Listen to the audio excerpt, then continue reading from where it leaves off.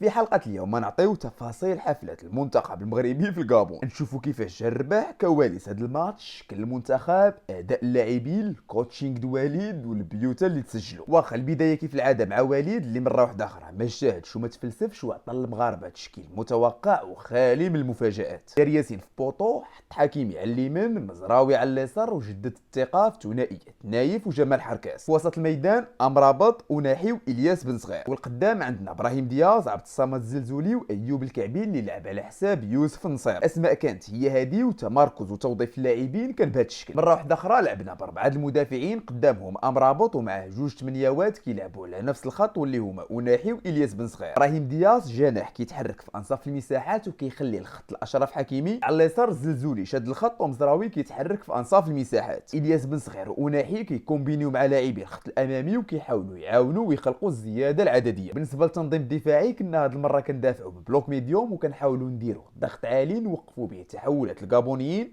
ونحرموهم من اللعب المباشر، من تمريرات سريعه، ومن استثمار سرعه لاعبي الخط الامامي عنده. افكار وليد كانت هي هذه، ولكن مع البدايه سطحات لك مع شراسه غابونيه كبيره ومع ضغط عالي مغربي مرخي وساذج على شويه، وكانوا يريبوا الحفله. ضغط الخصم خلانا نسبيا نطيحوا في الاخطاء الفرديه ولديشي تكنيك، وهشاشه وقله فعاليه الضغط العالي اللي كنمارسوه عطاتهم البيت الاول وكان سبب مباشر في الافضليه اللي خداوها. انت شوف هنا الوضعيه كتبان متوازنه، اللاعبين ديالنا ضاغطين الفوق وعندنا 3 ضد 3، ولكن في الحقيقه هذا الضغط كان غير موجه، غير منظم، ناقصه الشراسه والفعاليه، وما قادرش يديرونجي الغابونيين ولا يدير لهم مشكل. اللي عنده كره شدها في راحته، وقف عليها، قرا الملعب وخدا القرار ديالو، واللاعب ديالنا باقي ما وصل عنده. اللي غادي ياخذ لاباس نفس الشيء، تحرك عطى لصاحبو الحل وخدا وضعيه مريحه، واللاعب ديالنا باقي ما وصل عنده. والرجل الثاني حتى هو اونتيسيبا، خدا القرار وانطلق، واللاعب ديالنا باقي ناعس. النتيجه 3 ديال التمريرات ضربوا دو لين، رزاو نفس 6 اللاعبين، خلقوا ديزيكيليبر، مساحات فارغه استغلوهم الغابونيين وحطوا اشرف في وضعيه 1 ضد 2، ما قدرش يتعامل معاها وسجلوا منها بيت خطير الصراحه. باش يكون هذا هو الجزء الحزين في القصه،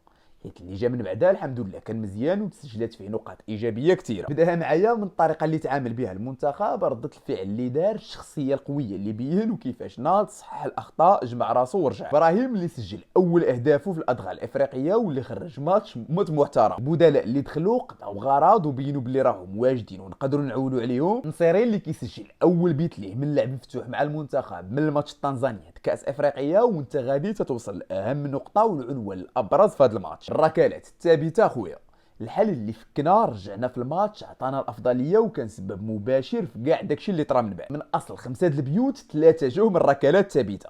واش هذه صدفه؟ بالتاكيد لا. المنتخب هذا النهار كان عارف شنو كيدير، وواضح باللي طريقه التنفيذ وتحركات اللاعبين وطريقه تفريغ المساحات كان متفق عليها، تخدمات في التدريب وجات تنفذات في الماتش. انت رجع معايا للبيت الاول اللي سجل ابراهيم، غتلقى بلي اللاعبين ديالنا كاملين تحركوا للبريمي بوطو، جروا مدافعين الغابون وخواو الدوزيام بوطو اللي مشى ليه ابراهيم، اللي اصلا دفاع الغابون ما كانش مسوق له ولا دايرو في البال. من بعد كره كتنفذ في القائم الاول، الدراري ديالنا كيديفيوها عند سي ابراهيم اللي كيسينها بوحدو وكيزرعها في الشبكه. الغريبه سيدي واللي كياكد بلي هادشي ماشي صدفه، هو الا رجعتي معايا للركنيه اللي قبل هاد البيت تلقى نفس الفيلم تعاود. لاعبي المنتخب جروا الغابونيين البريمي بوطو، ابراهيم شاد الدوزيام بوطو، كره كتنفذ بنفس الطريقه كتوصل عنده بنفس الطريقه، ولكن هنا ما وصلش ليها. نفس هاد الهضره دير ليها كوبي كولي وحطها على البيت الثاني.